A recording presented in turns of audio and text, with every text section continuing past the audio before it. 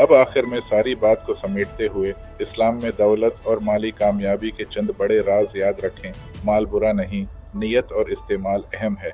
हलाल कमाई बरकत का बुनियादी दरवाज़ा है।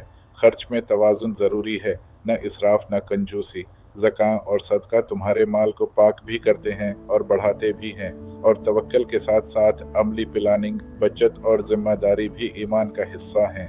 जदीद दौर के चैलेंजेस, सूदी निज़ाम, मटीरियलिज्म और सोशल मीडिया प्रेशर, इन सब के दरमियान अल्लाह की हिदायत को थाम कर चलना ही असल कमाल है।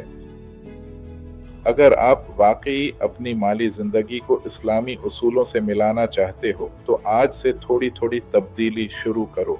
अपनी कमाई के ज़राए को चेक करो कि कहीं हराम तो शामिल नहीं।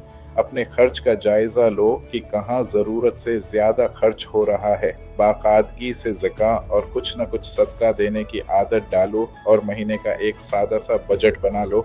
छोटे कदम लेकिन मुस्तकिल मिजाजी के साथ बहुत बड़ी तब्दीली ला सकती हैं।